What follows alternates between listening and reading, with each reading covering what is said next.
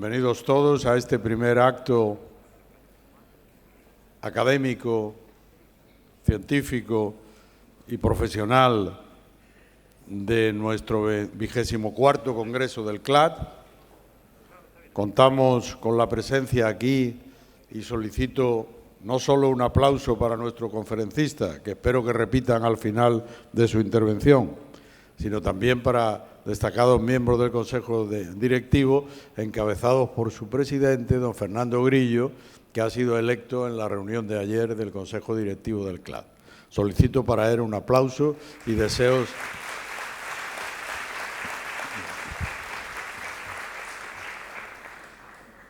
Nos encuentran también con nosotros otros miembros del Consejo Directivo y destacados científicos, algunos de ellos de nacionalidad argentina, como don Óscar Oslak, miembro del Consejo Científico del CLAD. Muchas gracias a todos por haber venido a este acto. Muchas gracias a Francisco Longo, que ha tenido la inmensa amabilidad de trabajar con nosotros para que este acto fuera realidad.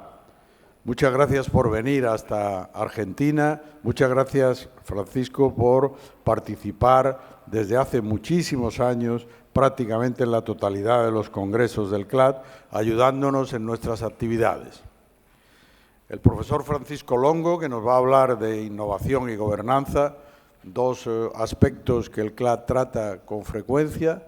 El año pasado, por ejemplo, tuvimos un simposio importante en Colombia sobre innovación, y la gobernanza, digamos, que está presente en todas nuestras actividades. En realidad, a lo que nos dedicamos es a eso, a fortalecer la gobernanza, a conseguir que de alguna forma las instituciones públicas contribuyan a que haya un mejor servicio a los ciudadanos. Yo dejo de hablar porque si no empiezo a hablar y al final doy yo también una conferencia y no parece lo razonable. Lo razonable es que escuchemos a don Francisco, que es, como ustedes todos conocen, profesor de Organización, Dirección de Empresas y Gestión Pública en ESADE. ESADE es la Escuela Superior de Administración y Pública que desde hace muchos años, creo que desde el año 1958, funciona en Barcelona. Dirige su Centro de Gobernanza Pública y ha sido entre 2010 y 2017 miembro del Comité de Expertos en Administración Pública de Naciones Unidas. Ha trabajado como consultor internacional, asesorando a gobiernos y organizaciones del sector público. En España ha formado parte de comités de expertos para la reforma del empleo público.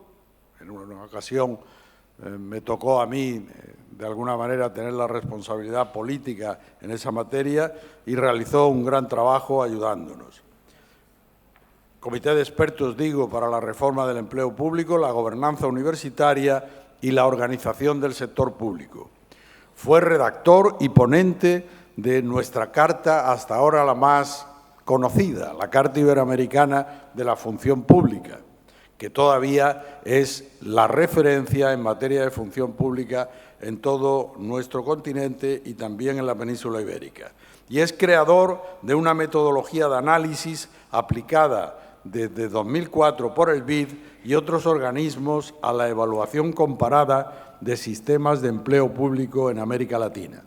Es autor de numerosas publicaciones sobre gobernanza, gestión pública, gestión de personas y colaboración público-privada, y pertenece a los consejos editoriales de diversas revistas científicas internacionales y colabora habitualmente en varios medios de comunicación. Es para nosotros un honor y una gran satisfacción que Francisco Longo esté aquí con nosotros. Y por lo tanto, Paco, tuya es la palabra.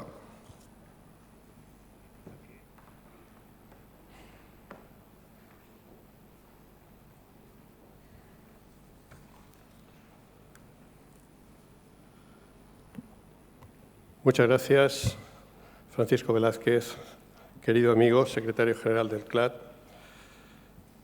Muchas gracias y felicidades al nuevo presidente del Consejo, mi querido amigo y ministro de Colombia, Fernando Grillo.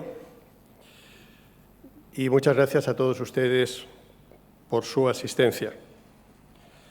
Para mí es un placer y un honor tener la oportunidad de dirigirme a ustedes en este momento inicial del 24 Congreso del CLAD.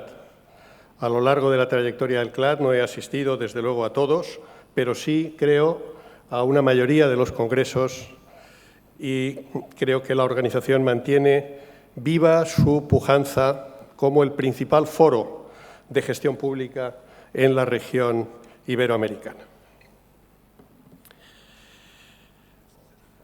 Entrando en materia, esta viñeta de un humorista español de hace unos días refleja dos características de nuestro tiempo: incertidumbre y aceleración. No hay precedentes históricos de una época donde las dos se mezclen de un modo tan dramático. El avance del conocimiento científico-técnico se une a la globalización para producir cambios drásticos de efectos inciertos a un ritmo inimaginable hasta hace muy poco. Este gráfico, seguramente más conocido, muestra la evolución del Producto Bruto Mundial con el salto espectacular que supuso la revolución industrial. Estos otros, también con forma de bastón de hockey, muestran la evolución de la potencia de computación, la conocida ley de Moore, y también de la conectividad entre objetos. Son dos variables, entre otras muchas posibles que hubiéramos podido elegir, del cambio tecnológico en curso. La diferencia es que el primer gráfico, abarca 7.000 años. Estos otros dos, solo 50, los últimos 50. Y el punto de inflexión, que en el primero se sitúa en la máquina de vapor de Watts, que es de algún modo el punto de arranque de esa curva que se dispara hacia arriba en 1776. En los otros dos se sitúa en el inicio de la década en la que nos encontramos. Es decir, literalmente podemos decir, mientras mantenemos esta conversación, el cambio se está produciendo con ese ritmo de aceleración que ahí se ve. Por eso, el ritmo de cambio ha sido bautizado como exponencial, en una palabra que a estas alturas nos suena a todos. Se ha calculado que, comparado con la primera revolución industrial, el cambio está discurriendo 10 veces más deprisa, a una escala 300 veces superior y con un impacto 3.000 veces mayor. En este contexto, las demandas que la sociedad dirige a los sistemas públicos son crecientes, ruidosas, apremiantes y muchas veces contradictorias. Por una parte, algunos actores económicos, percibiendo las oportunidades que ofrecen los nuevos escenarios, diseñan nuevos negocios, ocupan espacios vacíos de regulación y abogan, en nombre del futuro, por la autolimitación y la no interferencia del Estado. Otros, en cambio, sintiéndose perdedores en esos procesos de cambio, piden regulaciones, barreras y subsidios que les protejan de un entorno hostil. Y, a su vez, la ciudadanía pide a los gobiernos protección frente a los impactos negativos de la globalización y la revolución tecnológica. Esos impactos que están creando en bienes y servicios básicos como el empleo, el crédito, las pensiones, el medio ambiente o la vivienda. Y lo hace además con las baterías de la confianza muy bajas, porque el aumento de la desigualdad y los episodios de corrupción han deteriorado la confianza en los poderes públicos, en su integridad y en su capacidad para afrontar los problemas. En contraste con todo esto, el análisis comparado muestra evidencias abundantes de que aquellas sociedades cuyos sistemas públicos son capaces de aprovechar las oportunidades ofrecidas por los cambios entran en una senda de progreso y se sitúan en mejores condiciones para ganar el futuro.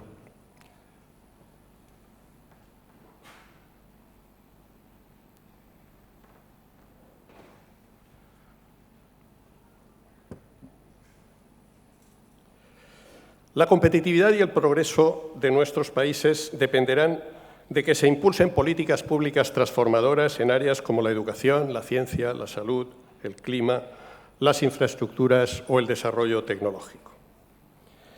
En los últimos años se han disparado las iniciativas de innovación en las administraciones públicas de todo el mundo y también el interés de los organismos internacionales y las instituciones académicas por el tema.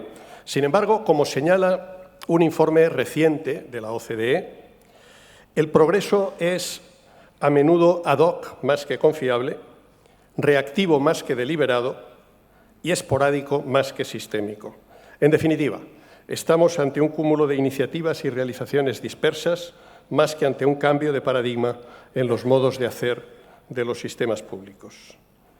Mientras tanto, los mercados y las empresas experimentan transformaciones radicales en todos los sectores, del transporte a la información, la manufactura o el audiovisual, pasando por la banca, la automoción, la distribución comercial o el turismo.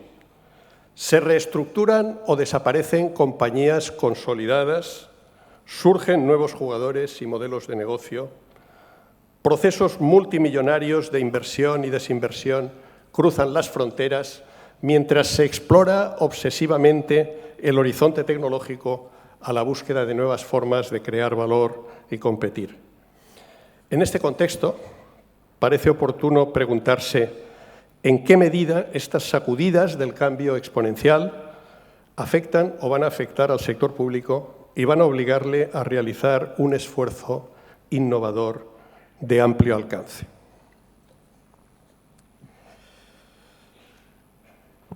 El decir que los sistemas públicos deben innovar, aunque la afirmación nos suene hoy familiar, no es obvio. Podría defenderse que la administración pública moderna no nace para innovar, sino más bien para todo lo contrario, es decir, para aplicar normas y dotar a la acción colectiva de pautas estables y previsibles. El rol original de los poderes públicos es producir entornos jurídicamente seguros, capaces de reducir los costes de transacción y permitir que sean los actores privados los que innoven en condiciones de mercado.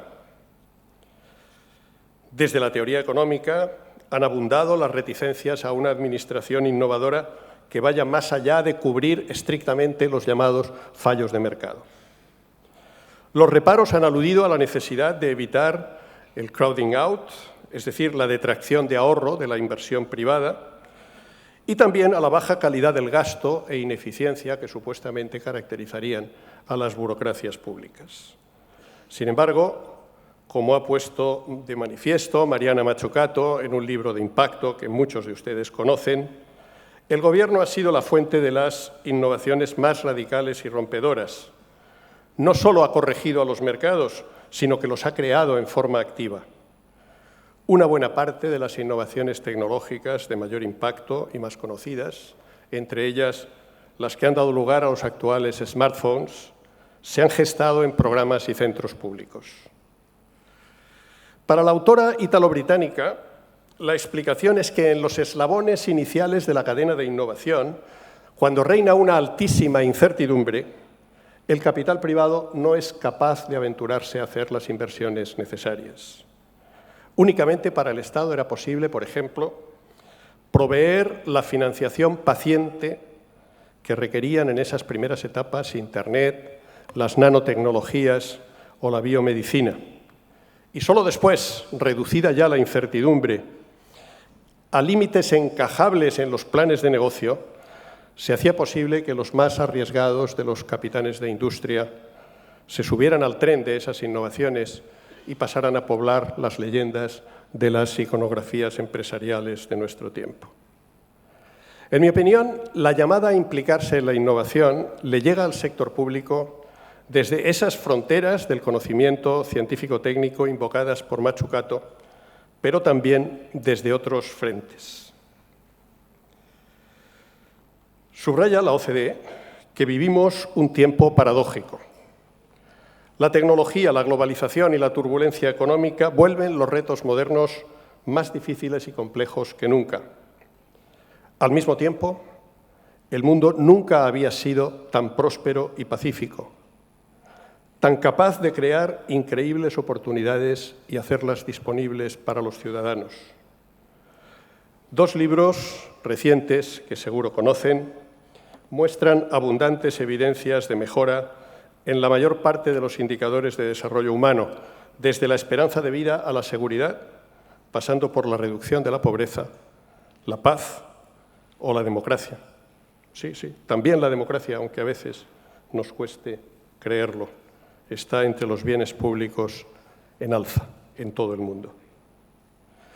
La coexistencia de graves problemas y de grandes avances, de enormes oportunidades y de amenazas muy serias, traslada al sector público dos tipos de exigencias. Por una parte, le incitan a liderar el progreso, a crear las condiciones para que las sociedades aprovechen las oportunidades que el desarrollo tecnológico está creando. Por otra parte, le exigen afrontar las externalidades negativas que ese mismo desarrollo lleva consigo y a intentar gobernar los cambios, protegiendo a los ciudadanos de los impactos lesivos que se derivan de los mismos. Sobre los sistemas públicos recaen, por tanto, dos grandes retos: el reto de progresar y el reto de proteger. Vamos a decir algo de cada uno de ellos.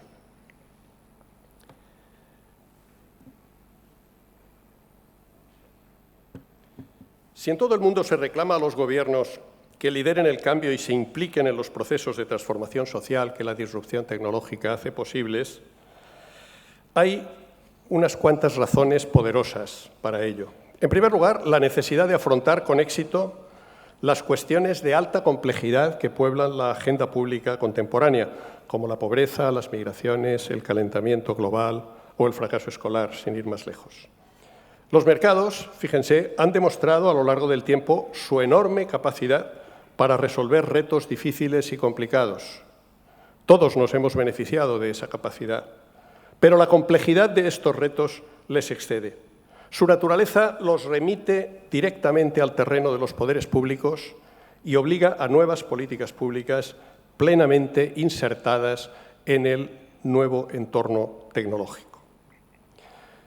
En segundo lugar, debe atenderse a la demanda ciudadana de resultados y calidad de servicio en un contexto de mayor exigencia de los usuarios, acostumbrados como están a utilizar mecanismos tecnológicamente avanzados y cada vez más críticos con la rigidez, lentitud e incomodidad de los procedimientos de la Administración. Los masivos procesos de desintermediación que la llamada economía de plataforma ha traído consigo han creado ciudadanos autónomos, apoderados, mejor informados y, desde luego, mucho más exigentes. Los muchos intermediarios, como médicos, maestros, trabajadores sociales, que pueblan los servicios públicos, conocen bien ya esta evolución. En tercer lugar, hay una amplia posibilidad de obtener grandes ganancias de eficiencia, que es un objetivo apremiante en un contexto de dificultades crecientes de sostenibilidad de algunos servicios públicos. Ciñéndonos a lo más básico, se ha calculado que el coste promedio de una transacción digital puede ser 20 veces inferior al de una por vía telefónica y 50 veces inferior al de una interacción cara a cara. La activación del crecimiento económico y la prosperidad es el último, pero no el menos importante, de estos motivos. La Administración está llamada a activar crecimiento y prosperidad mediante políticas que apliquen recursos a la innovación, ya sea directamente invirtiendo desde el sector público o creando entornos regulatorios, ecosistemas científicos y tecnológicos, hubs de trabajadores del conocimiento y otros mecanismos que estimulen y faciliten la inversión privada. En síntesis, podemos decir que el sector público recibe presiones para innovar, por una parte hacia adentro, utilizando la disrupción tecnológica para transformar sus productos, procesos, estructuras y reglas, y por otra, hacia afuera, ejerciendo el liderazgo de las estrategias de innovación de los países, territorios, ciudades, y facilitando la acción de los emprendedores e innovadores sociales. Los retos son enormes. Baste pensar en el caso de la inteligencia artificial, donde se están librando actualmente las batallas más importantes de la economía global.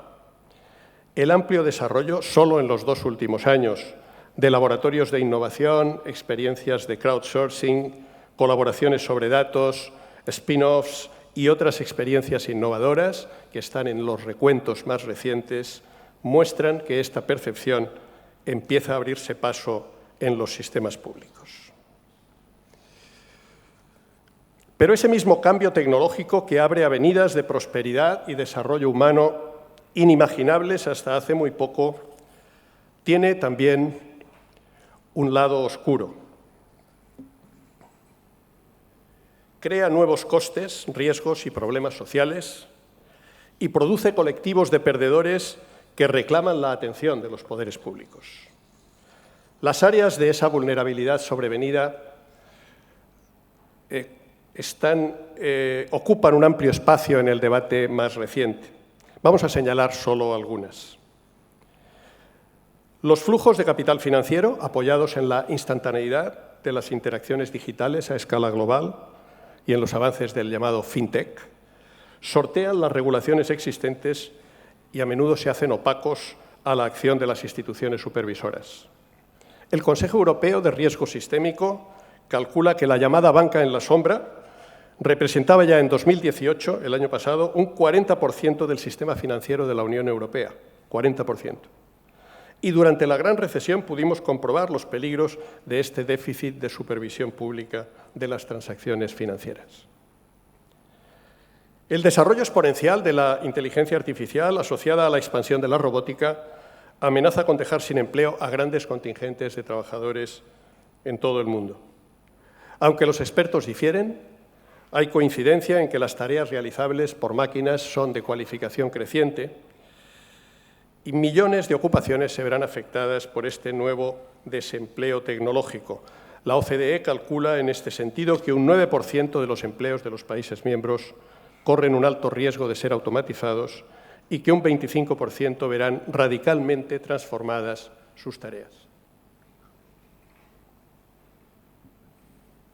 El manejo de la enorme cantidad de datos que la tecnología ha vuelto disponibles constituye otra fuente de lo que el World Economic Forum ha llamado vulnerabilidades tecnológicas. Los riesgos de pérdidas de privacidad se unen a las brechas de seguridad, los ciberataques, los robos de identidades digitales y las filtraciones masivas de datos. La economía de plataforma ha venido a desregular procesos de mercado y dinamitar la organización productiva de sectores de actividad completos. Basta pensar en el de la movilidad urbana, por ejemplo. Se hace necesario ahí rediseñar las bases regulatorias y ordenar los costosos procesos de transición a la competencia que serán necesarios para minimizar los conflictos sociales. La desigualdad. La desigualdad corre el riesgo de ampliarse como consecuencia de la polarización de rentas creada por la disrupción tecnológica. Nunca hubo un tiempo mejor, escriben en una obra ya clásica, La segunda era de la máquina, Brynjolfsson y McAfee, nunca hubo un tiempo mejor para los trabajadores más cualificados y nunca lo hubo peor para los demás, dicen contundentemente. Algunos expertos, como Milanovic, creen que los mecanismos de redistribución a través del sistema fiscal, utilizados tradicionalmente por los gobiernos para afrontar el problema, no serán suficientes para hacer frente a la desigualdad en esta época. La enorme prolongación de la esperanza de vida, unida al descenso de la natalidad que acompaña al desarrollo, crean tendencias demográficas que amenazan, como se ve ya claramente en Europa, la sostenibilidad de los sistemas de previsión social. El envejecimiento de la población es además uno de los factores que disparan el gasto sanitario y reduce la capacidad de los presupuestos públicos de salud para mantener las prestaciones. Las grandes ciudades, cuya expansión y crecimiento serán en este siglo un fenómeno planetario, son los viveros de la innovación tecnológica y nodos insustituibles en las redes de la economía global, pero son también víctimas de fenómenos negativos asociados a los cambios, entre ellos la carestía en el acceso a la vivienda de los jóvenes y las clases medias, la expulsión de residentes de los centros urbanos y las áreas revitalizadas, la congestión de la movilidad, la aparición de zonas degradadas, la inmigración ilegal, la expansión de la economía informal, el deterioro del espacio urbano, la convivencia afectada por la presión del turismo masivo, etc. Pues bien, estas y otras consecuencias negativas del cambio tecnológico trasladan a los sistemas públicos la demanda de que asuman ante todo su misión original, de estabilizar las sociedades, de proteger frente a las nuevas vulnerabilidades y convertir el futuro en algo más previsible. A primera vista, esta demanda parecería apuntar a un cierto repliegue o retorno a lo básico, es decir, a recuperar para el Estado su papel de regulador distante e incorruptible, alejado de la promiscuidad con el sector privado, garante de derechos, filtro cuidadoso de cambios sociales y dique frente a iniciativas arriesgadas. En otras palabras, llevaría a reivindicar el modelo burocrático de administración pública como medio de defender un statu quo amenazado por cambios incontrolables e inmanejables. El problema es que los supuestos que fundamentan el paradigma burocrático tradicional lo incapacitan para ser la respuesta adecuada a los desafíos y problemas que hemos citado. Hay 3 razones, al menos, que explican esa incapacidad. En primer lugar, el modelo burocrático presupone la existencia de contextos estables que permiten a la norma desarrollar todo su potencial predictivo. Pero hoy estamos, por el contrario, en entornos dinámicos y acelerados, donde la realidad social muta velozmente bajo el impulso del cambio tecnológico. En segundo lugar, presupone que el regulador conoce bien la materia regulada, requisito imprescindible para estandarizar comportamientos. Sin embargo, en la realidad actual, los flujos de conocimiento discurren sobre el terreno a mucha mayor velocidad que en las oficinas públicas. Como en la viñeta del comienzo, el déficit cognitivo del estado actual le obliga a correr una y otra vez por detrás de los cambios. Y, en tercer lugar, la administración burocrática se basa en el alejamiento de los supervisados como requisito para una aplicación imparcial e impersonal de la norma.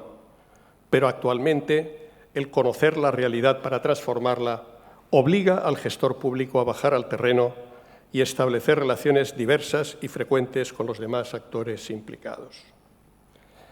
En definitiva, el reto de proteger y estabilizar no puede ser asumido con los instrumentos tradicionales y sin alterar el statu quo. Obliga a innovar, también para ejercer su papel regulador y proporcionar estabilidad y seguridad. El Estado necesita incorporar a sus modos de hacer la exploración y la experimentación, y debe hacerlo pisando un terreno más comprometido, manteniendo alta la guardia en la defensa de lo público, por supuesto, pero envolviéndose en interacciones múltiples con otros actores. Un ejemplo de esto, experimentado ya por varios países, son los llamados sandboxes regulatorios. Un sandbox, que literalmente es caja de arena, es una expresión procedente de los proyectos informáticos y consiste en un entorno cerrado de pruebas para nuevos modelos de negocios no contemplados en las normas vigentes y que enfrentan, por tanto, un vacío regulatorio. En un sandbox se experimentan productos y procesos innovadores durante un periodo acotado y en un entorno real bajo la supervisión del regulador. Hay ejemplos documentados en Suecia en materia de vehículos autónomos, en Singapur sobre innovación energética y en diversos países en el campo de las tecnologías financieras. En una línea similar, iniciativas como el Innovation Deal de la Comisión Europea promueven la colaboración entre innovadores y reguladores. Este tipo de exploraciones serán cada vez más frecuentes en la esfera pública compleja de nuestras sociedades. Todas estas demandas y retos que impulsan al sector público a innovar obligan a cambios que van más allá del diseño de nuevas políticas, la creación de nuevos servicios o la redefinición de los procesos existentes. Afectan al núcleo básico de los modos de hacer de la Administración y entran en colisión con los paradigmas dominantes. En otras palabras, exigen atreverse a dar el salto desde producir soluciones innovadoras a considerar la misma gobernanza pública como objeto de la innovación. Y como hemos dicho, el modelo burocrático no es el hábitat institucional adecuado para un sector público innovador. En algunos países, la contradicción entre ese orden burocrático y las necesidades de introducir eficacia y eficiencia en los servicios públicos ha dado lugar a reformas a las que se aplica frecuentemente la etiqueta, que personalmente no me gusta demasiado, de nueva gestión pública. Reformas que se han centrado en la profesionalización de la gerencia pública, la planificación y control por resultados y la separación entre política y gestión mediante marcos contractuales diseñados con arreglo al formato principal agente. Pues bien, en mi opinión, ni el viejo orden burocrático, ni tampoco el orden contractual propio de las reformas gerencialistas se adaptan bien al contexto de disrupción exponencial que hemos descrito. La razón es que los dos están pensados para entornos más estables y previsibles que los actuales. El primero porque, como hemos dicho, necesita esos entornos para que la norma cumpla su papel y produzca estabilidad y certeza. El segundo porque su énfasis en la planificación y control de resultados convive mal con procesos dinámicos que necesitan usar métodos de prueba y error y abrirse a múltiples actores. Son procesos donde tanto el objeto como los sujetos de la responsabilidad contractual tenderían a quedar difuminados. Necesitamos ir más allá de ambos modelos. Dicho lo cual, esta afirmación necesita ser mínimamente matizada. Las reformas inspiradas por el discurso gerencialista no se han materializado aún en muchos países, entre ellos el mío, como debieran, y tenemos, en consecuencia, importantes asignaturas pendientes en el fortalecimiento de la gerencia pública. Esas reformas siguen vigentes, pero no serán suficientes para asegurar que el sector público responde a los desafíos del cambio exponencial.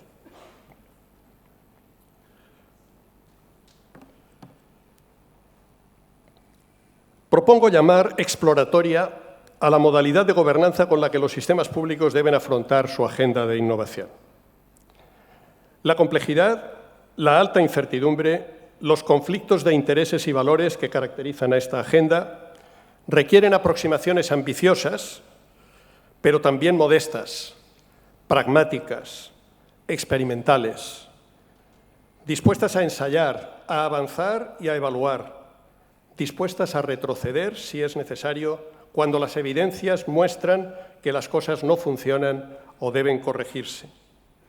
Como señala mi colega Víctor Lapuente, los países con más calidad de gobierno se están caracterizando por laboratorizar sus sectores públicos. Una gobernanza exploratoria debería reunir, en mi opinión, un conjunto de atributos que exigen cambios relevantes en la configuración actual de los sistemas públicos.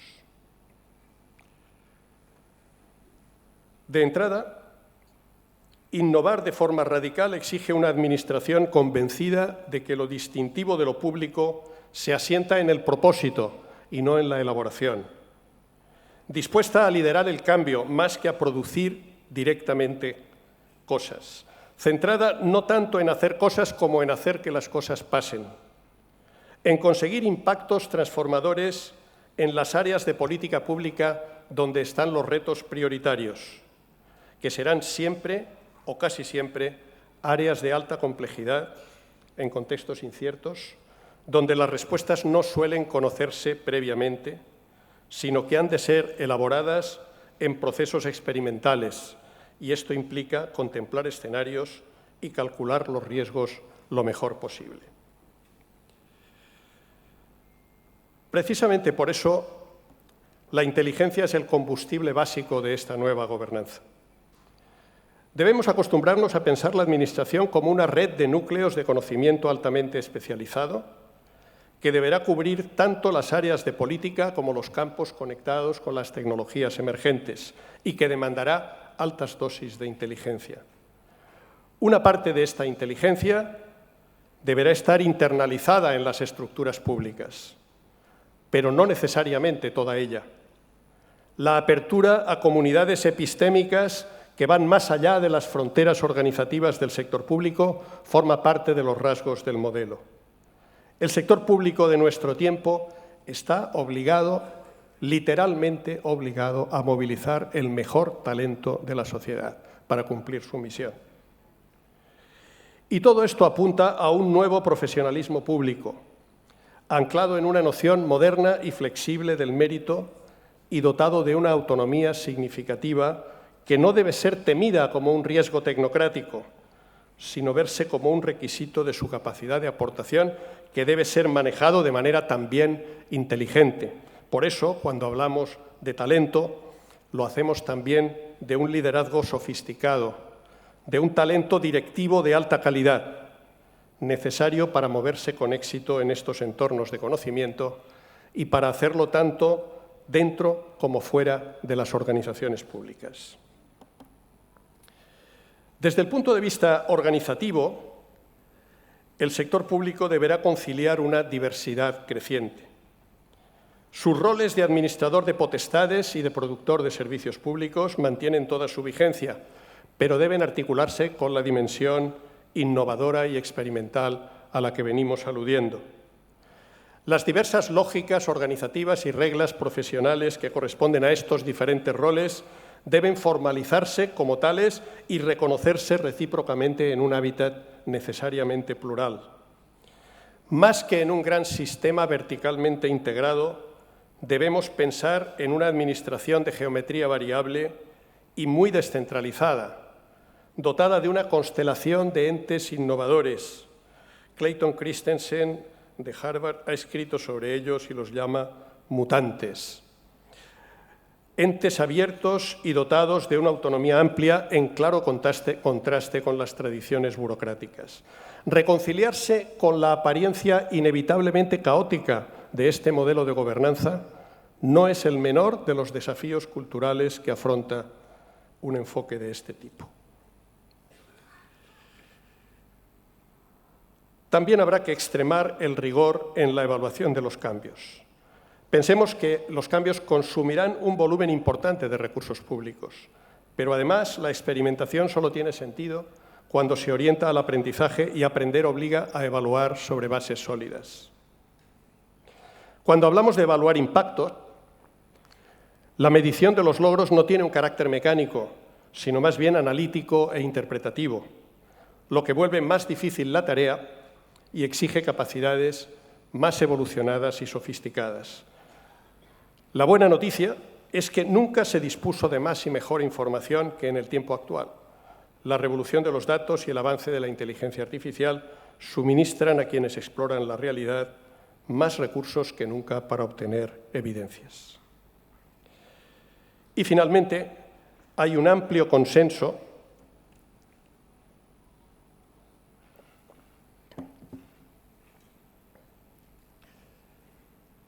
en que la innovación se realiza con las puertas de la organización abiertas y en contacto con otros.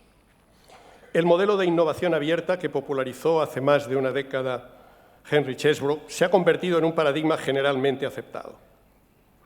El carácter permeable y colaborativo de la tarea de innovar es la característica más repetida en el recuento de las experiencias de innovación en el mundo a lo largo de los 2 últimos años.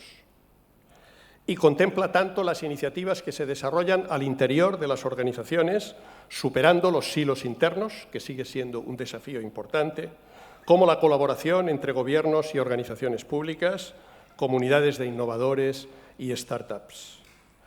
La incorporación de los ciudadanos a la producción de innovaciones es también una tendencia al alza. Mi colega de ESADE, Ángel Saz, habla de gobernanza inductiva para referirse a estos procesos de abajo arriba, de creación de valor público.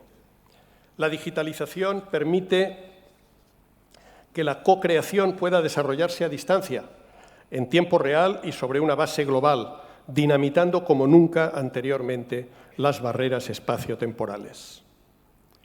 En resumen, la gobernanza exploratoria que proponemos implica rediseñar los arreglos institucionales que definen la estructura del sector público, sus procesos de decisión, sus cajas de herramientas y sus mecanismos de evaluación y rendición de cuentas.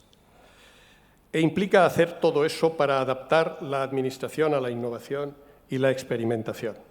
Una gobernanza exploratoria asume que en la era del cambio exponencial el rol del sector público debe ser más ambicioso y plural, más experimental y arriesgado, más resiliente y tenaz, capaz de asumir horizontes de largo plazo y aceptar que la secuencia de la innovación se produce ordinariamente en ciclos que implican altibajos. Lleva también a alejarse un paso más de la vieja y cómoda separación entre administradores y administrados y aceptar que los procesos de creación de valor público son procesos compartidos y las más de las veces procesos de paternidades múltiples. Y, por supuesto, este escenario no puede abordarse al precio de hacer más débiles los mecanismos de rendición de cuentas. Por el contrario, al convertir la gobernanza en más líquida y compartida, obliga a hacerlos más fuertes y exigentes. Eso sí, perderán peso los mecanismos basados en la regularidad de las conductas y lo ganará la valoración de los impactos de las políticas y las decisiones públicas. Esta evaluación más exigente, sofisticada y compartida exige dar un salto adelante en la capacidad interna de análisis de la Administración y, al mismo tiempo, impulsar un amplio desarrollo de los instrumentos de escrutinio y control social. El diseño de los pesos y contrapesos institucionales, internos y externos, es uno de los grandes desafíos que el modelo afronta. Por otra parte, la evolución hacia este modelo de gobernanza no es imaginable sin cambios importantes que afectan de lleno a los servidores públicos. No hay tiempo ahora, pero espero decir algo sobre esto en un panel esta misma tarde para aquellos que estén interesados. Terminamos. Si miramos al pasado, podemos constatar que los gobiernos y sus organizaciones han asistido, en general, a considerable distancia a las cruentas batallas que la destrucción creativa, utilizando la expresión de Schumpeter, ha instigado una y otra vez, década tras década, en los mercados. Protegido de la competencia, el sector público ha sido como el elefante que, adaptado a su hábitat propio y confiado en la peculiaridad que le confieren su naturaleza y su tamaño, ha venido contemplando desde lejos las luchas que protagonizan en la sabana los depredadores. Esto no quiere decir que no haya cambiado. Lo ha hecho y en muchos campos. Lo que significa son dos cosas. La primera, que los cambios han sido en general graduales, dispersos y adaptativos, y no discontinuos, concentrados y deliberados.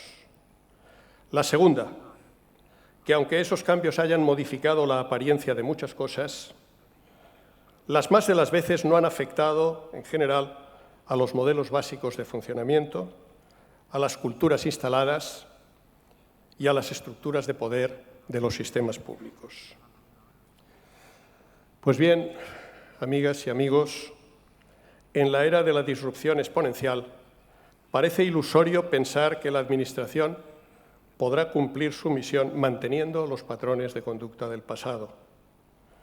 Confrontada, como está, con escenarios de cambio desconocidos hasta ahora, no es difícil anticipar que tendrá que afrontar transformaciones de contundencia similar a las que hoy son ya inevitables para los demás actores económicos y sociales de nuestra era.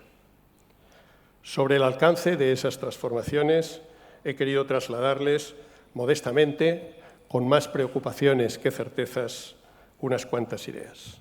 Muchas gracias.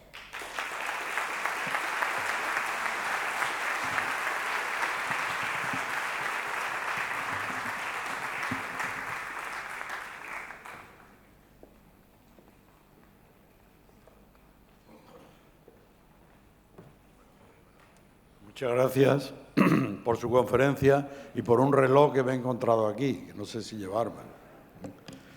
Si tuviéramos un micrófono porque igual el conferenciante quiere responder desde la mesa. Pero en todo caso yo voy a iniciar, toma tu reloj, sí, es importante. Yo voy a iniciar haciendo alguna pregunta que es un poquito resumen también, antes de dar paso al coloquio. Primero, felicitarte por la excelente conferencia. Segundo, decir que por una parte me dejas preocupado y por otra parte, pues entiendo que hay posibilidades de avance. Preocupado por cuando, por ejemplo, has señalado las modificaciones tecnológicas, la inteligencia artificial, la posibilidad de que millones de empleo del sector público, como lo han sido en el sector privado, pues puedan quedarse sin claramente una función que desarrollar. Por una parte esa preocupación, por otra parte esa esperanza, en el sentido de que obviamente la sociedad y el cambio continúan, obviamente las propias empresas, el mercado, la sociedad se ha adaptado a estas tecnologías e incluso se ha avanzado muchísimo más rápidamente que antes. Y entonces, en esa misma medida, en ese modelo que tú señalas de la innovación exploratoria, que tiene que ser abierta, si tenemos que tener, de alguna manera, ideas de esperanza del futuro o si tenemos que reaccionar como los trabajadores agrícolas contra el maquinismo en su momento.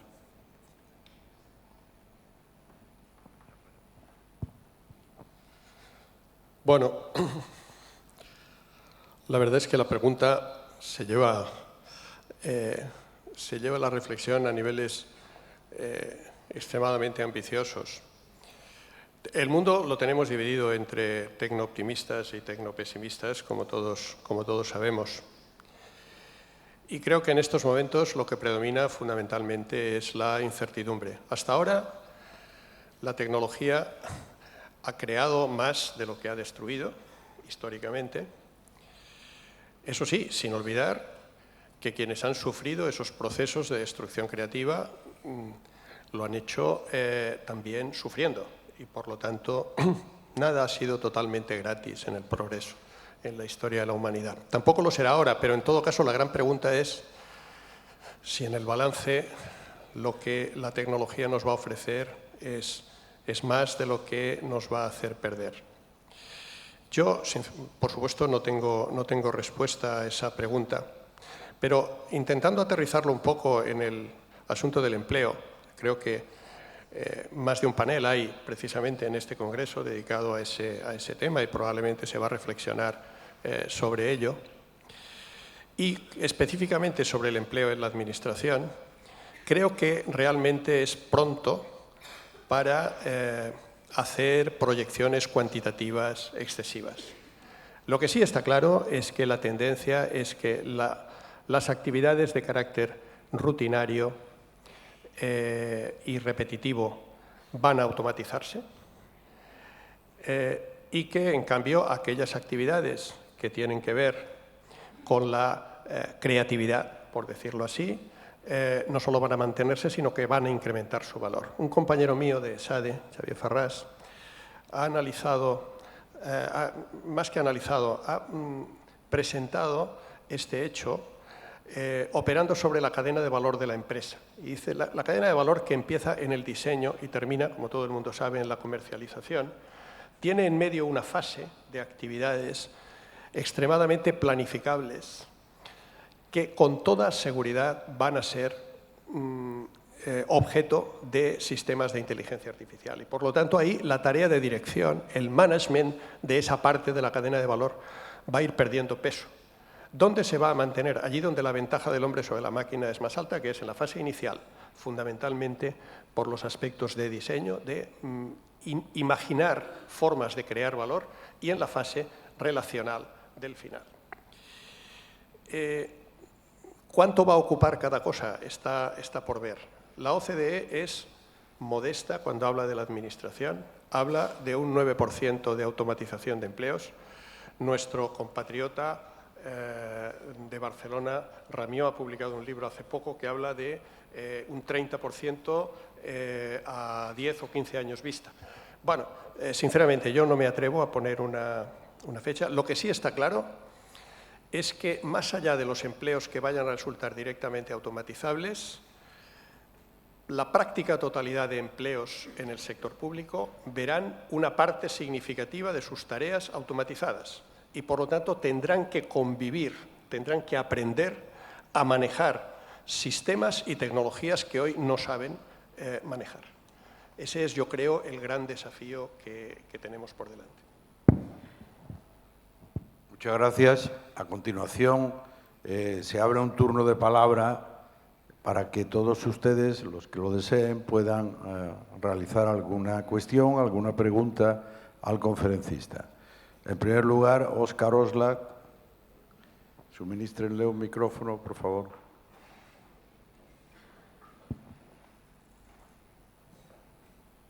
Buenos días. Hola, Paco. Yo estoy preocupado por el tema del futuro del trabajo. Ya Rifkin hace muchos años lo planteó con su libro El fin del trabajo. Y hay una cuestión que, por supuesto, será objeto de políticas públicas muy pronto y ya se está discutiendo, sobre todo en los países avanzados y en Europa y en Estados Unidos, que, bueno, qué mecanismos compensatorios van a existir en la medida en que los puestos de trabajo que inevitablemente ya están siendo desplazados y van a seguir siendo desplazados, no pueden compensarse por la creación de nuevos empleos como los que tú mencionaste recién, ¿verdad? Que implica mayor creatividad, etc. En ese sentido, uno de los mecanismos que ha sido planteado por Bill Gates hace no más de 2 años atrás o 3, fue la creación de un impuesto a los robots en la Unión Europea, ¿verdad?, que ha sido votado en contra por la Unión Europea, dado que esto implica una reducción de la recaudación, ya que los robots no consumen, ¿verdad?, no pagan impuestos, no pagan IVA, no pagan ganancias, no comen, y por lo tanto no generan recaudación. Me gustaría conocer tu opinión, porque las opiniones están, digamos, divididas respecto de por qué sí o por qué no un impuesto a los robots. Gracias.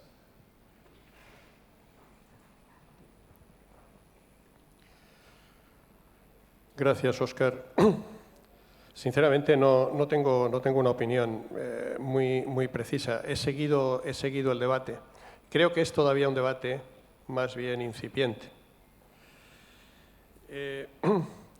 Tanto como el de los mecanismos de compensación que entran en el terreno de la renta universal y sus posibles efectos, que son otro tipo de debate de nuestro tiempo. A mi juicio, yo no tengo nada en contra, en principio, de extender figuras impositivas a eso que se ha dado en llamar impuesto a los robots. Lo que me planteo es, como siempre que se habla de medidas de política fiscal, cuáles son los efectos en términos de ingreso público y cuáles son las contraindicaciones o los desincentivos que se crean aplicando medidas fiscales. Y yo ahí, sinceramente, no me atrevería a opinar. Del mismo modo que tampoco lo haría del tema de la renta mínima universal, que es un debate que va a estar ahí durante los próximos años y que también se mueve en un trade-off, en un campo en el que yo creo que las sociedades van a tener que ir elaborando más de lo que han conseguido hasta ahora. Pero, de todos modos, lo que sí te diré es que me parece que algunas de estas propuestas se basan en escenarios de destrucción de empleo para los cuales no sé en qué medida hay evidencias suficientes, porque estas evidencias tienen fundamentalmente que ver con algo que en estos momentos no termina de estar claro, que es el futuro de la inteligencia artificial y, sobre todo, el ritmo de desarrollo de la inteligencia artificial. Y ahí hay, digamos, incógnitas muy serias. Y yo creo que estamos en un momento en el que nos interesa huir de ciertos comunicadores que basándose en el carácter, digamos, sexy del catastrofismo tecnológico, en ocasiones están yendo más allá de lo que las evidencias dan de sí. Regina.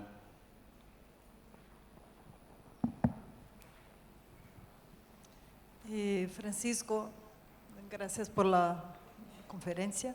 Me gustaría tus comentarios. Me parece que por la gobernanza exploratoria lo más difícil de los 5 puntos es la heterogeneidad, descentralización, ¿no? Bueno, si coincide, ¿dónde vendrían esos impulsos para hacerlo? Porque si imaginamos, por ejemplo, la élite de la burocracia, ¿no? Lo que es más inteligente, más preparado, etcétera, no creo que están por la descentralización o heterogeneidad, ¿no? Se juntan en una visión de control, ¿no? De centralización cada vez mayor. Tampoco es una tarea para los directivos, como ha sido la huelga anterior de mejorar los resultados. Un directivo sí puede mejorar los resultados, pero no puede, ¿no?, cambiar todas las normas de las mentalidades para la descentralización y heterogeneidad. Quizá estemos en los límites de la política en este tema, ¿no?, para el liderazgo que va a hacer los cambios, pero tampoco ahí creo que tenemos ya pistas de qué se va a pasar. Entonces se puede hablar un poco más cómo se podría en el sector público, que ha sido construido sobre la base del control, ¿no?, de la centralización, incluso para tener mejor alcance en la estrategia, o donde hay unos espacios, se habla de participación ciudadana, pero no de colaboración con los innovadores, la heterogeneidad, por favor. Sí, evidentemente, Regina, no se me escapa la enorme cantidad de resistencias que desde un poco las culturas dominantes e incluso los intereses de algunos actores clave en el interior de los sistemas públicos puede haber a una evolución del tipo de la que yo planteo. Es así. También diría que hay un dato nuevo. Nunca el impacto de la disrupción tecnológica ha sido el actual y muy especialmente el que va a ser en muy poco tiempo. Es decir, creo que mirar la relación entre administración y tecnología con la mirada de la primera década de este siglo es equivocarnos. Estamos hablando de otra cosa. Estamos hablando de un ritmo de cambio que arranca precisamente en los primeros años de esta década, cuando la fertilización cruzada entre tecnologías hace que el cambio se vuelva exponencial. En ese momento, creo que la fuerza de los desarrollos tecnológicos va a arrasar con muchas cosas en la administración. ¿Cuál es el problema que yo veo? Que puede arrasar para bien o para mal. En muchos casos, elevando el terreno a lo social, está arrasando para mal, o al menos está arrasando sin los contrapesos necesarios. Yo creo que es urgente en la administración pública abordar el tema, conscientes de que si no, la ola del desarrollo tecnológico va a arrasar con cosas sin que existan capacidades para controlar aquello que representa mecanismos de creación de valor y aquello que representa destrucción de elementos cruciales de la relación entre administración y sociedad. Estamos en un momento de estos. Y insisto en algo que decía en la charla. Para mí, seguramente no hay mayor objetivo en estos momentos que dotar al sector público de inteligencia, de un talento que no tiene, y un talento por el cual no ha dado hasta ahora la batalla que debía dar. Y sin ello es peligrosísimo, porque Fijaos, una de las tareas que los sistemas públicos de nuestro tiempo les incumbe es humanizar el cambio tecnológico. Es conseguir un cambio tecnológico centrado en las personas. Esto implica una enorme capacidad regulatoria. Hay todo un derecho digital por construir. Hacerlo necesita mimbres que no están hoy por hoy en el cesto del sector público de nuestros países, o al menos de la mayoría de nuestros países. Si todo el mejor talento de la sociedad se va hacia las grandes compañías tecnológicas, tendremos un enorme problema colectivo. Sí, usted, por favor.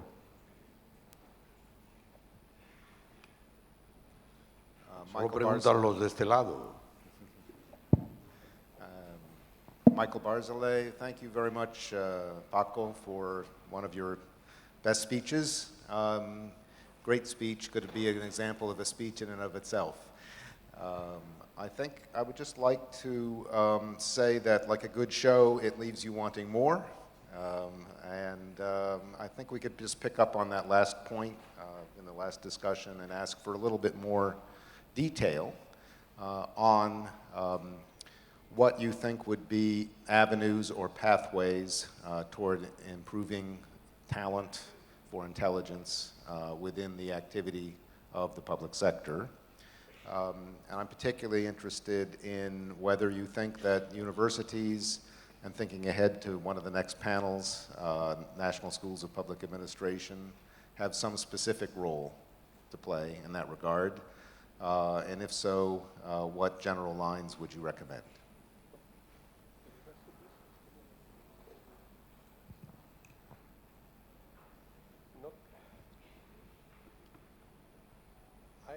I didn't listen very well.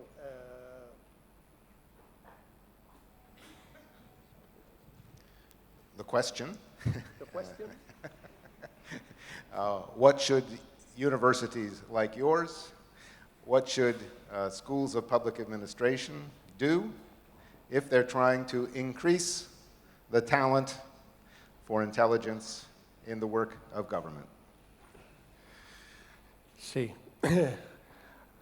El profesor Michael Barzilay me hace una pregunta muy directa, y es ¿qué hacen universidades como la mía, y entiendo que incluso como la suya,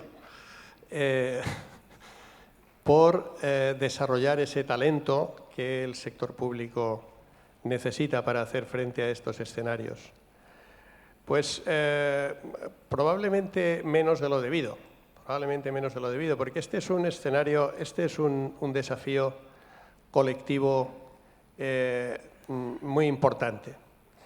Depende también del campo en el que cada uno se mueva.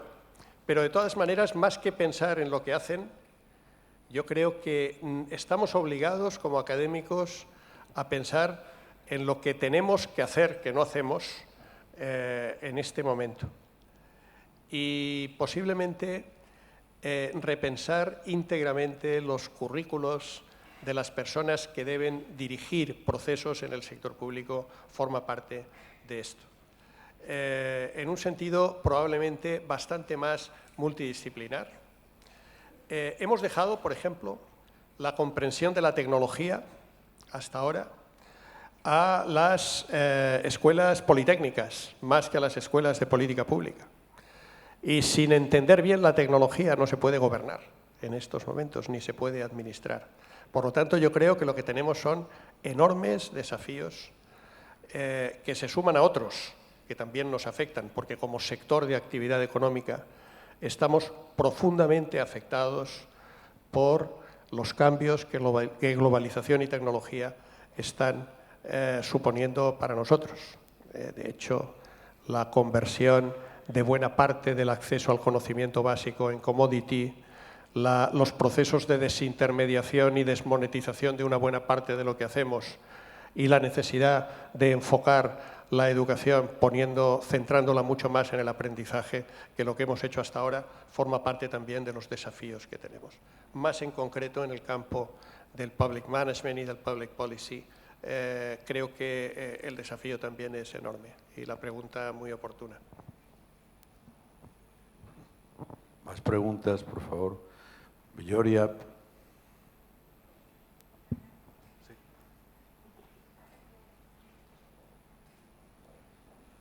Bueno, muchas gracias.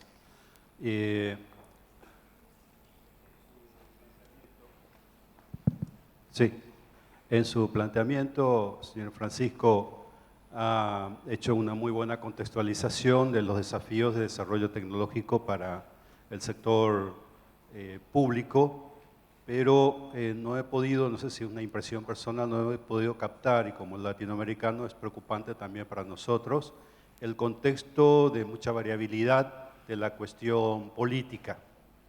Al sector público le afecta terriblemente la variable política, ¿verdad?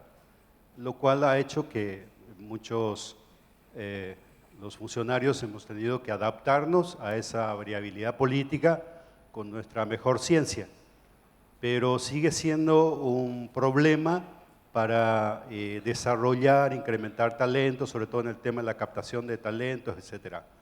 ¿Qué parte de la gobernanza exploratoria, digamos, podría encarar este problema buscando la mejor solución? Villoria, por favor.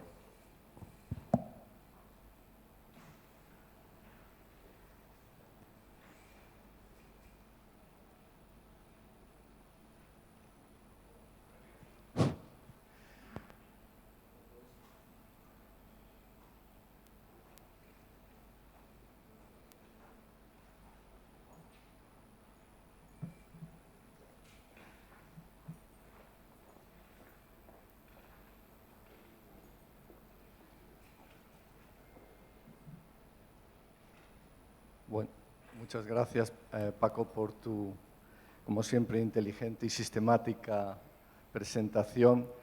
Yo voy a recordar aquí a Waldo cuando decía que no se puede muchas veces tener una teoría del gobierno sin una teoría de la democracia, ¿no?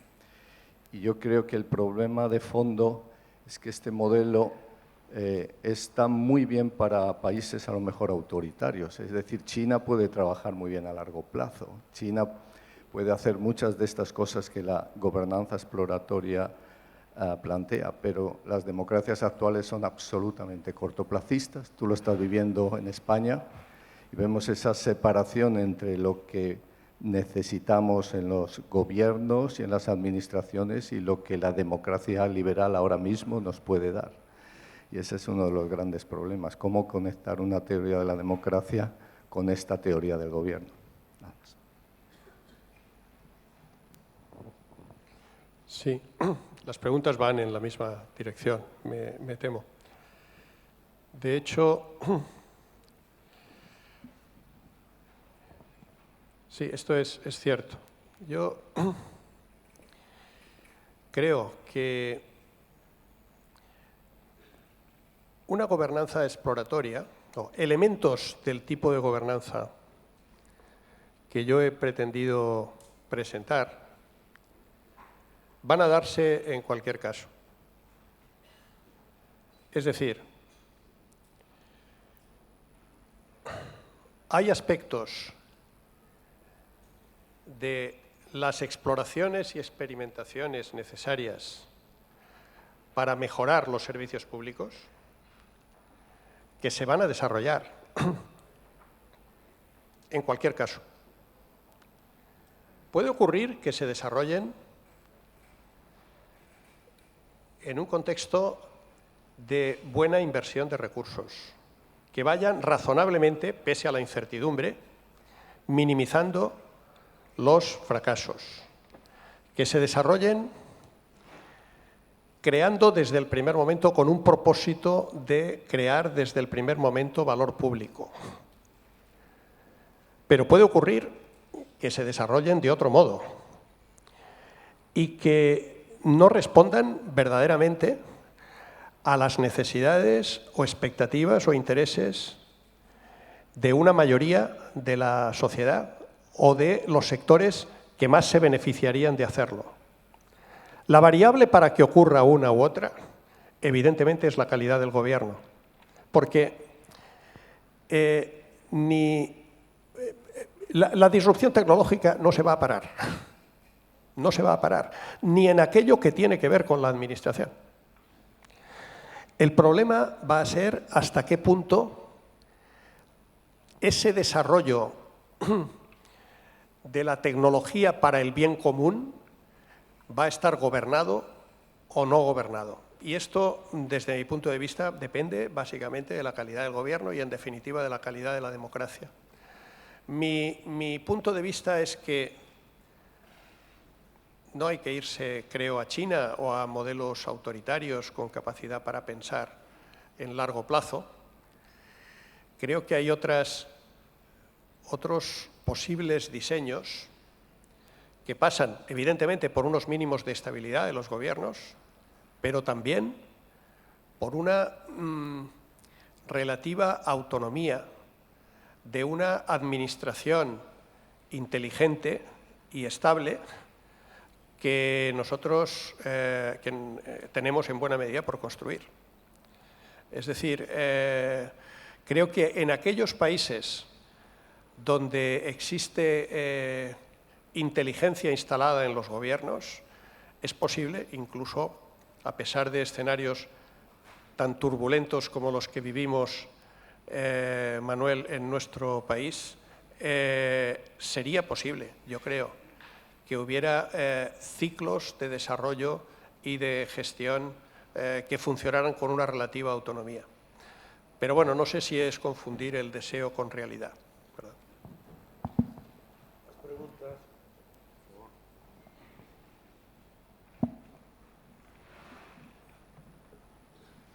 Gracias.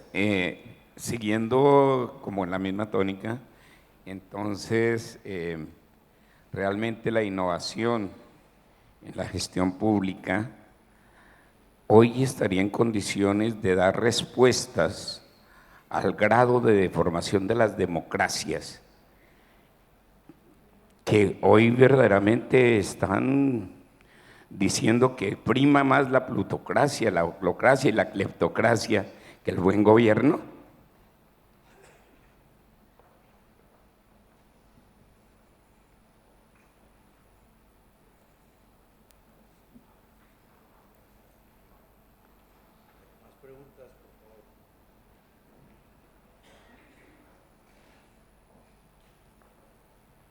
Gracias, buenos días. En mi país estamos muy preocupados por el debate tecnológico porque mi país es un país pluricultural, hablo de México. Y justamente llegar a la ciudadanía es un gran reto para este nuevo gobierno. Sin embargo, también vemos que la tecnología puede inhibir que ciertas personas tengan acceso a la participación ciudadana. Y me refiero al tema de accesibilidad. ¿Qué hacer para combatir esto?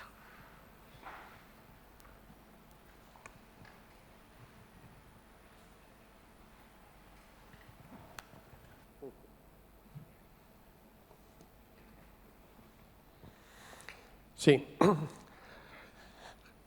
Bueno, hablar sobre la crisis de la democracia o el futuro de la democracia sería probablemente otra conferencia. Y yo no pretendería en absoluto haber extraído de este ángulo desde el que yo he pretendido examinar la realidad, hablando de la evolución hacia un nuevo posible modelo de gobernanza, una solución a problemas que desde luego están más lejos que todo eso. Soy consciente de que estamos viviendo un momento en el que el debate sobre la democracia está plenamente abierto. Yo decía antes, en el curso de mi intervención, sin perder de vista que a pesar de todo tenemos más democracias que nunca en el mundo y que la evolución en este sentido es una evolución extremadamente positiva. A veces un cierto efecto halo nos obliga, nos hace ser más pesimistas de lo que en realidad nos convendría a todos.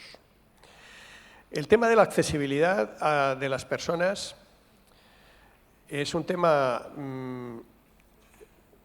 fundamentalmente, desde mi punto de vista, de inversión pública en el asunto. Es decir, inversión en tecnología, inversión en comunicación y en pedagogía, básicamente.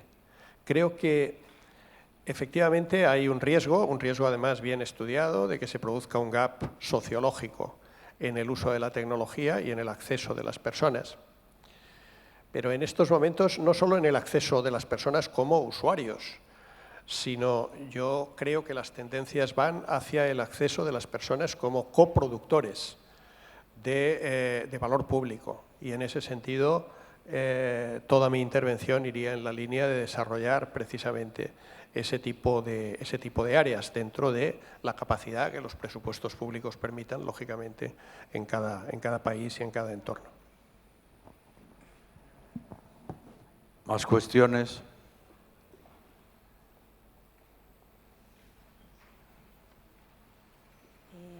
Hola, yo soy de Argentina y quería, con respecto a la pregunta que habían dicho del desarrollo de capacidades y de talentos, en mi país, por ejemplo, se creó una plataforma de capacitación que ayuda a que los empleados públicos puedan crear un perfil y puedan capacitarse según esos intereses, y de esa manera desarrollar el talento y poder acceder a lo mejor a distintos puestos de trabajo en los que sean más útiles, por ejemplo.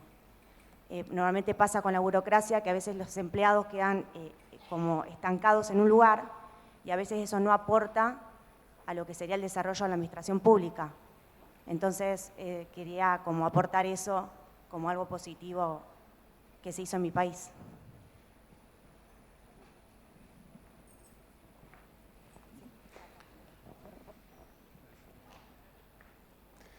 Hola, gracias Francisco por tu conferencia. Hay una cuestión que me llamó mucho la atención, uno de los puntos, que es la heterogeneidad de los aparatos institucionales públicos. Estoy usando la palabra aparato institucional público para referirme a lo que mencionabas como burocracia pública, para darle mayor entidad física a esa cuestión. Esos aparatos institucionales que hay en los países son lugares donde además de ocurrir todas estas cosas, ocurre una lucha de poder. Y ocurre una lucha de poder entre actores externos y actores internos, porque ahí ocurren las políticas y ahí es donde terminan ocurriendo las decisiones que afectan a todo el mundo, uno de los cuales son esos aparatos como propios interesados. Esa cuestión que parece ancestral, que parece desde toda la vida, ¿cómo se vería afectado con esta nueva lógica que estás planteando? ¿Hay alguna posibilidad de que esta cuestión, que puede incluir incluso cuestiones tales como la corrupción, mejore? ¿Hay alguna luz de esperanza en ese sentido?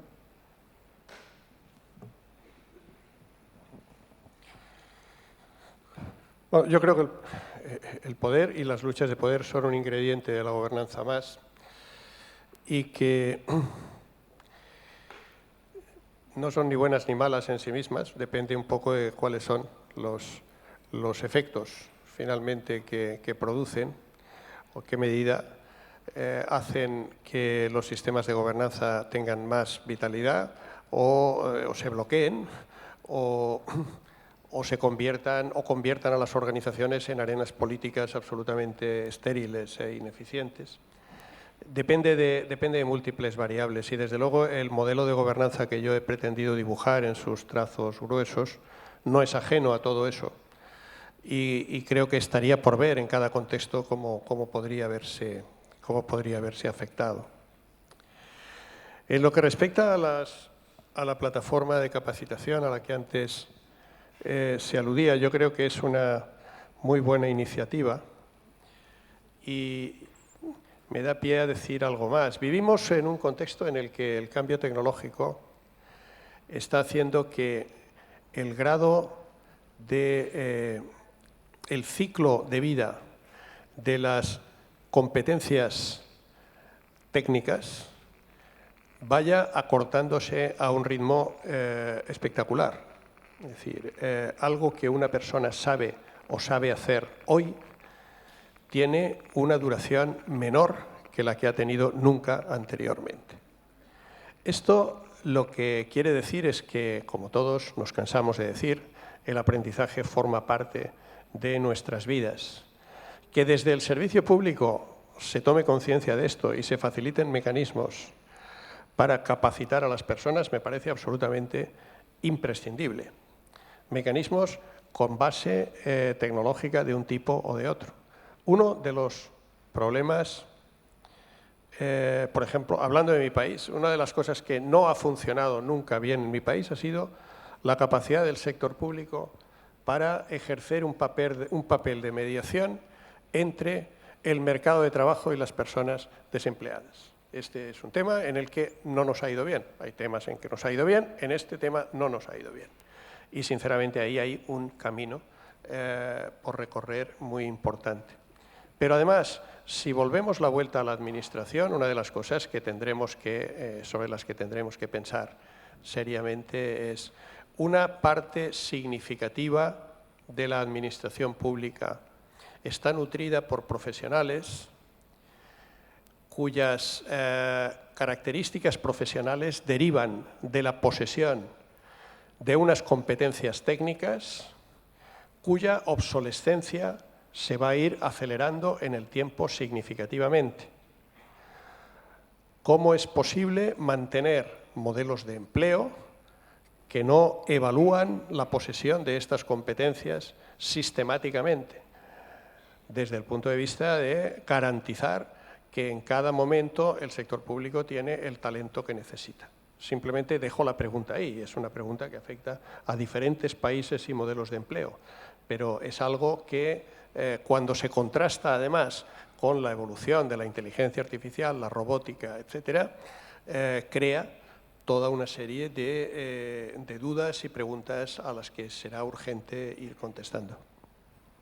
Bueno, nos ha llegado el momento de finalizar. Estoy seguro que las personas aquí presentes desearían estar al menos 2 horas más con Francisco Longo, pero el Congreso continúa después de este brillante comienzo por parte de la conferencia de don Francisco Longo, para quien de nuevo solicito un gran aplauso.